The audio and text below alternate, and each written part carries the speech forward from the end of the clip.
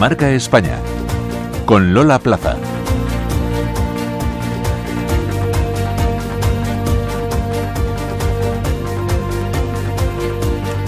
Hola, ¿cómo están? Bienvenidos a Marca España. Vamos a pasear esta mañana por Menorca. Esta isla balear tiene un patrimonio arqueológico impresionante. Taulas, navatas, talayots. La Menorca talayótica aspira a convertirse en Patrimonio de la Humanidad, en bien universal. Su candidatura es ya oficial e incluye tanto los monumentos megalíticos como los paisajes en los que se enclavan estas construcciones. Vamos a conocerlos en detalle conversando ahora mismo con el conseller de Cultura menorquín, Miquel Àngel María. En el control de sonido están Javier Ollero y Ramón Regal y la producción está a cargo de Nuria Álvaro. Marca España. La imagen de una España global en el mundo. Radio Exterior de España.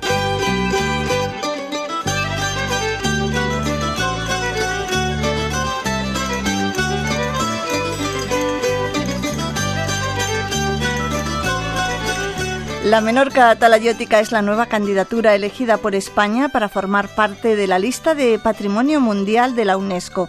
Más de 1.500 restos arqueológicos convierten a esta isla balear en el lugar habitado con mayor densidad del mundo de yacimientos prehistóricos.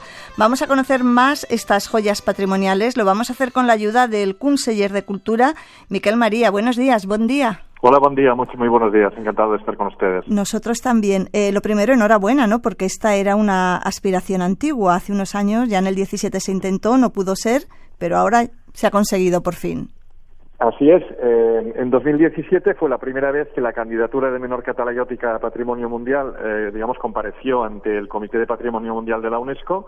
En aquel momento fue un momento agridulce porque no conseguimos la inscripción en la lista de Patrimonio Mundial, pero sí se consiguió que se reconociese el potencial de la candidatura. Por tanto, no fue un no, sino un todavía no. Un encargo de profundizar un poco la candidatura, seguir trabajando, y ahora creemos que con las recomendaciones de ICOMOS, que es el organismo internacional asesor de UNESCO, creemos que llegamos con más posibilidades. Desde luego que sí, una candidatura fantástica. Si le parece, conseller, vamos a situar cultura insular, esta cultura insular que nos dejó tantos retos, tantas huellas en Menorca. ¿De qué época estamos hablando al referirnos a la cultura talayótica? Pues hay un hecho geográfico que explica que estemos hablando de una prehistoria muy reciente. Menorca, después de la isla de Malta, es la isla de todo el Mediterráneo occidental y oriental más alejada del continente. Por tanto, es lógico que la prehistoria insular de Menorca sea reciente, ¿no? Estamos hablando de la llegada de los primeros humanos a finales del tercer milenio antes de Cristo, y la cultura talayótica, o mejor dicho, la cultura pretalayótica, la talayótica y la posttalayótica, es un proceso de evolución cultural. Estaríamos hablando desde finales del segundo milenio antes de Cristo, más o menos 1200, 1500 antes de Cristo, hasta la llegada del Imperio Romano en el 123 antes de Cristo, ¿no? Cuando comienza ya la romanización. Correcto, sí. El nombre talayótica viene de los talayots, ¿no? Sí, este es un nombre popular que ha acabado impregnándolo todo, ¿no? Una atalaya, pues igual que en castellano, en catalán, que es el idioma de Menorca, pues es una torre, ¿no? Y talayot es un término despectivo, ¿no? Es una atalaya como quien dice mal hecha, ¿no? Sí. Porque, bueno, desde la Edad Media se ha convivido con estas moles de piedra, con estas torres troncocónicas, y el nombre popular es el de talayot. Y cultura talayótica, antes de los estudios científicos que han permitido datar los diferentes monumentos que se encuentran en Menorca, pues se convirtió en el nombre popular. Pero es un nombre tan extendido, tan utilizado también ya en la literatura científica, que se ha pensado que el nombre más adecuado era que desde siempre se le ha dado a esta cultura. La candidatura, la Menorca talayótica, se articula, según creo, en 9 áreas territoriales. Cuéntenos un poco cuáles son. Bueno, pues esta es una de las principales diferencias respecto de la anterior candidatura.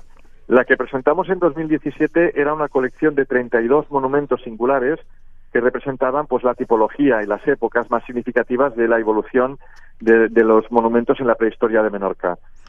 ICOMOS y UNESCO, por tanto, consideraron que tenía que ponerse en valor el paisaje asociado, porque se produce un hecho muy singular, que es, además de la enorme densidad de yacimientos, la convivencia con el paisaje asociado a estos monumentos. Es un paisaje arqueológico vivo, donde todavía hoy en día los agricultores pues siembran la tierra justo al lado de los yacimientos, conviviendo perfectamente con ellos, ¿no?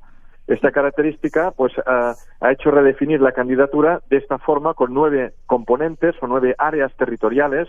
La mayoría están en el sur, solamente una y parte de otra en la mitad norte de la isla. Y esto de distinguir norte y sur tiene que ver con la geología de la isla. No me voy a extender en ello, pero Menorca es una isla, pero es como si fuesen 2 islas pegadas una con otra, ¿no? La parte norte es mucho más antigua, la parte sur, que es donde es piedra calcárea y por tanto donde hay más agua, es donde en la prehistoria de Menorca pues se produce la mayor habitación, la mayor afluencia de asentamientos, ¿no? Entonces estas 9 áreas de territorio explican diferentes modelos de asentamiento sobre la isla de Menorca y evidentemente contienen una serie de yacimientos que son los más particulares, los más singulares de la prehistoria, que serían los atributos de estos componentes, digamos, en terminología de UNESCO. La verdad es que estos pobladores dejaron muchísimas construcciones de todo tipo, ¿no? Muchísima la densidad de yacimientos que han dejado ahí en Menorca. Sí, así es. Estamos hablando de una isla que tiene, lo decíais antes, una densidad única o muy singular en el mundo, ¿no? La tipología de los monumentos, pues sí, hay monumentos.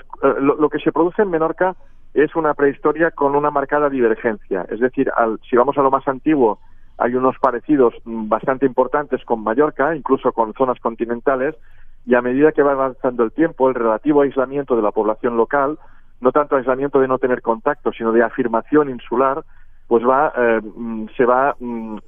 influyendo en la forma de construir, que cada vez es más divergente. Entonces la candidatura, estos 9 componentes, agrupan tipos de monumentos como los talayots que encontramos también, por ejemplo, en Mallorca o en Cerdeña, llamados nurague, o en Lasturri de Córcega, pero a medida que vamos avanzando encontramos monumentos que solamente se encuentran en Menorca, como las taulas, las navetas las navetas funerarias o las casas circulares, que son los espacios de habitación, las viviendas de la última parte de la cultura talayótica, con una monumentalidad impresionante. O sea, las taulas, las mesas en español, ¿solo son exclusivas de Menorca?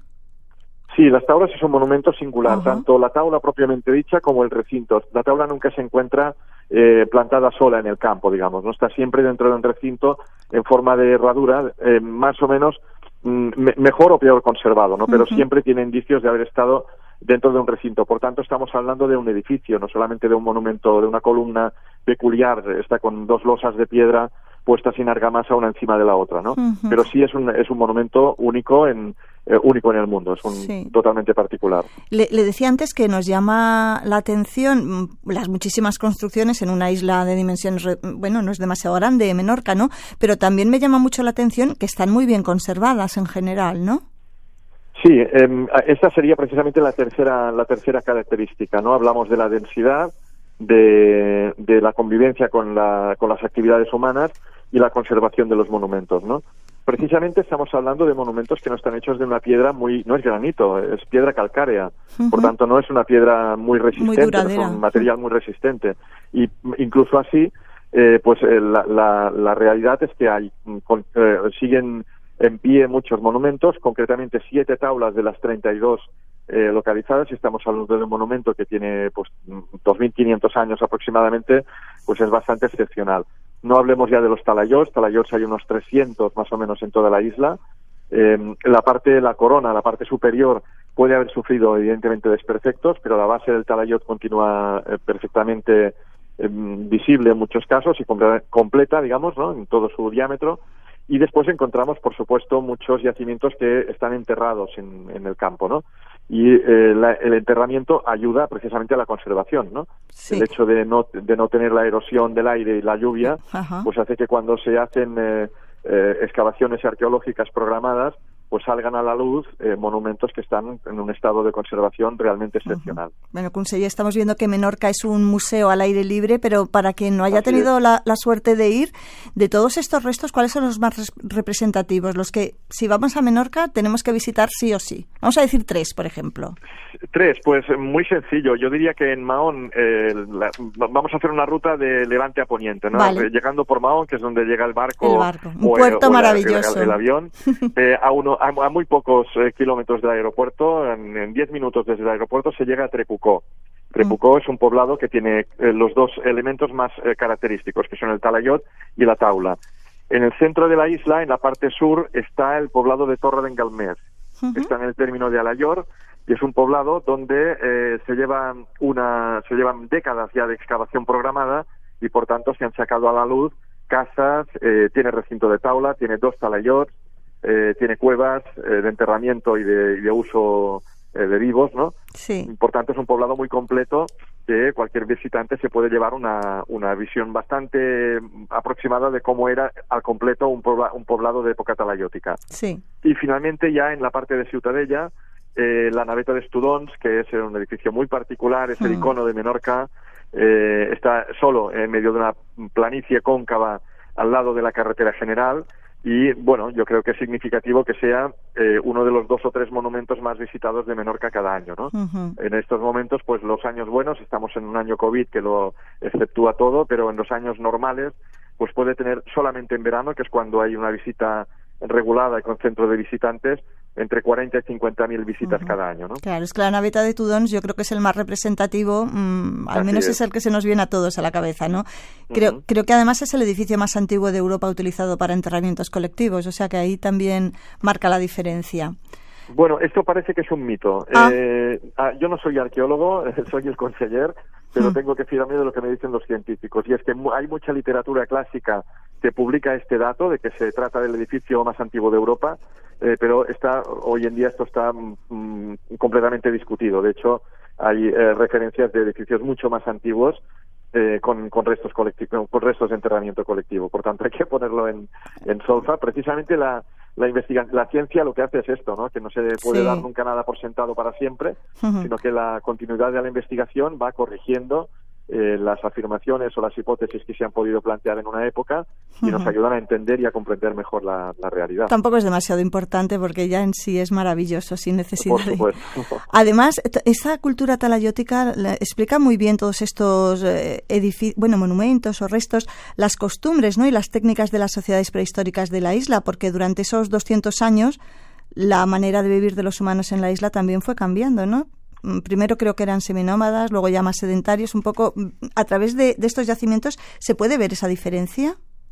Sí, desde luego que sí. De hecho, en la primera candidatura, yo creo que, claro, lo más visible son los monumentos y, por tanto, la primera candidatura estaba muy focalizada en la piedra, ¿no? En los monumentos. Y una de las recomendaciones que hizo UNESCO en 2017 y que el nuevo expediente pues profundiza en ello y corrige, es que al lado de los monumentos, o mejor dicho, en los mismos monumentos, las excavaciones arqueológicas sacan muestras de cultura mueble, de cultura material, herramientas, utensilios de todo tipo, restos incluso de ropa, ¿no? Tanto en cuevas funerarias o en navetas como en los poblados, en las habitaciones de los vivos, digamos, que nos ayudan muchísimo durante las últimas décadas. La investigación arqueológica de estos restos nos ayuda mucho a comprender y a reconstruir la vida en la cultura talayótica. Por las dimensiones de Menorca no podemos hablar de nomadismo en el sentido de que lo utilizaríamos en el continente, porque estamos hablando de una isla de 45 kilómetros de punta a punta, pero sí que se produce una evolución de concentración de las poblaciones, de progresiva concentración de las comunidades de Menorca en poblados de gran tamaño, ¿no? Que podríamos nosotros les llamamos poblados, pero más bien estamos hablando de prehistoria, pero podríamos entenderlo como ciudades, incluso con un cierto urbanismo, ¿no? Con un diseño de calles o de zonas diseñadas específicamente para la vida social y colectiva, ¿no? Lo cual es también razón explica bastante bien el esfuerzo colosal de estas comunidades para monumentalizar una isla estamos hablando de 1000 años, tampoco no es poco tiempo, pero realmente llegar a construir la cantidad de edificios de piedra, de grandes moles de piedra, con una población que debía ser muy limitada, pues realmente esto es excepcional. Creo que no todos, pero no todos los yacimientos son visitables, ¿no? Pero la mayoría sí o no. La mayoría son visitables. De todos modos, preferimos que la gente no vaya por todas partes, ¿no? No es una cuestión... O sea, lo que tenemos que entender como particularidad también es que más del 99% de los yacimientos de Menorca son privados, están en el campo, en fincas que continúan en uso agrario, ¿no? Y por tanto no se trata de molestar al campesino o al propietario que está trabajando la tierra. Sí. Por tanto, a través de la página web menorcatalayótica.info, el visitante puede ver los lugares imprescindibles con los cuales ya se lleva una idea bastante aproximada, ¿no? Evidentemente, quien quiera visitar más yacimientos, más poblados, más restos arqueológicos puede hacerlo y encontrará toda la información en esta página web. Hay visitas ya programadas, ¿no? Y guiadas.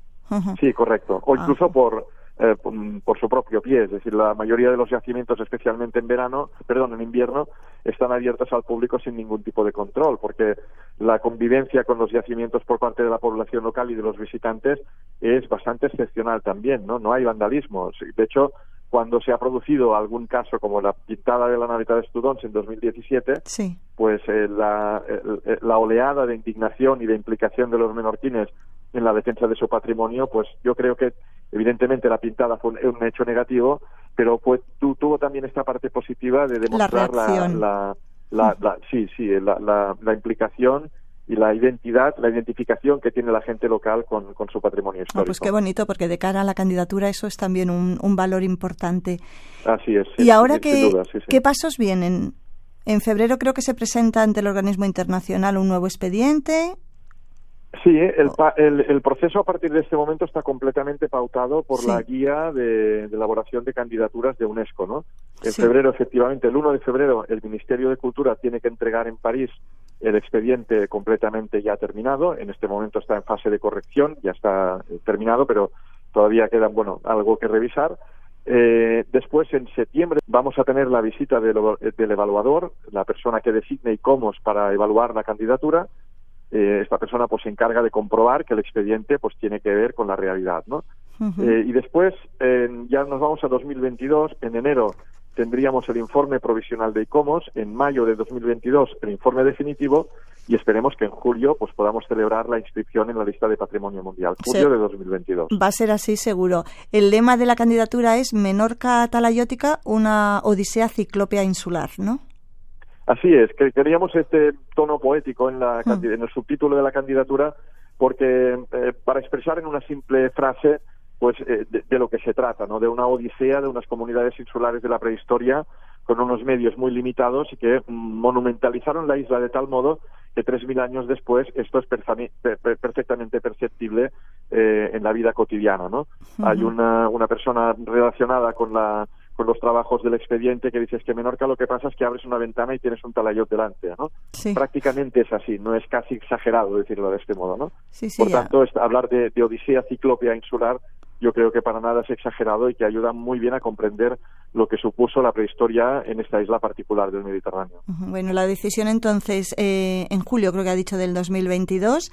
Julio 2022, correcto. Damos por hecho que Menorca se va a sumar así en 2022 a esa lista privilegiada de la UNESCO. Hay que decir que España, con un total de 48, creo, es el tercer estado del mundo con más bienes incluidos en la lista de Patrimonio Mundial. O sea que ahí somos un país afortunado. Sí, desde luego. Bueno, un país que yo creo que esto es reflejo de lo que tiene España, ¿no? El patrimonio histórico español además de que es de muy largo recorrido, ¿no? Desde la prehistoria hasta prácticamente la modernidad, o la época contemporánea, es muy variado, muy diverso, ¿no? La geografía española ayuda a ello, ¿no? Tiene zonas geográficamente y también culturalmente muy diferenciadas. Pero también esto hace que cada vez sea más difícil meter candidaturas españolas, ¿no? Porque desde UNESCO, y a mí me parece razonable también, pues está intentando dar un empujón a los países empobrecidos del mundo, que también tienen un patrimonio muy rico y que por las dificultades seguramente tienen otras prioridades, pues ha sido más difícil hasta el día de hoy plantear buenas candidaturas. No ha sido una prioridad de sus gobiernos, ¿no? Sí. Por tanto, por parte de UNESCO esto se está impulsando. A mí me parece correcto, pero evidentemente desde España todavía tenemos mucho camino por recorrer para llenar huecos de la lista de patrimonio mundial que pueden quedar perfectamente representados con el patrimonio que tenemos nosotros. Claro que sí. Baleares además ya tiene inscripciones en esa lista. Pues sí, están la Serra de Tramuntana de Mallorca y la ciudad de Ibiza y la Posidonia como patrimonio natural, ¿no? Sí, sí. Las algas, no son algas en realidad, es una planta, la Posidonia subterránea en la zona entre Ibiza y Formentera también es patrimonio mundial. Pues ahora, bueno, falta Menorca, ahí estamos. Llegará. ¿Qué repercusiones tendrá para Menorca en cuanto a turismo, a dinamismo, estar en esa lista de Patrimonio Mundial de la Humanidad? Bueno, a mí me gusta decir siempre que la inscripción en la lista de Patrimonio Mundial es evidentemente un reconocimiento, es un premio, pero sobre todo es un compromiso. Yo creo que va a tener una repercusión positiva en el turismo, por supuesto que sí. Creo que esto puede dar lugar o tiene que dar lugar, mejor dicho, tenemos que propiciar que sea así, un incremento de las actividades económicas en el sector cultural en Menorca y concretamente en el sector de la cultura, del patrimonio cultural. Pero para mí el aspecto de la mejora del turismo o del impacto turístico que pueda tener, para mí está en segundo lugar. En primer lugar, creo que lo que hay que hacer es afirmar que la inscripción a la lista de Patrimonio Mundial es un compromiso para todos los menorquines de presentarnos ante el mundo como un buen lugar en gestión del patrimonio arqueológico, que este reconocimiento es al trabajo de los menorquines, incluso inconsciente durante generaciones, y que, por tanto, a partir de este momento nos comprometemos a traspasar a las generaciones futuras este patrimonio mejor todavía de lo que lo hemos recibido. Esto significa pues potenciar la investigación, la conservación, la prevención, etcétera. Ir a Menorca, desde luego, es una maravilla, siempre apetece por sus playas, por su paisaje, por su gastronomía, por su artesanía, ¿no? También. Y también para ahora, si podemos, visitar la Menorca talayótica como Patrimonio Mundial de la UNESCO, pues va a ser fantástico. Conseller Miquel María, muchísimas gracias por haber estado con nosotros en Marca España. Muchas gracias a vosotros por vuestro interés y evidentemente invitaros a vosotros y a todos los oyentes a visitar Menorca cuando queráis, que aquí os recibiremos con mucho gusto. A ver si la pandemia nos deja más libertad de movimientos y desde luego que iremos. Estaremos en contacto hasta julio del 22. Eso es. Molta sort. Gracias, muchas gracias. Adiós. Adiós.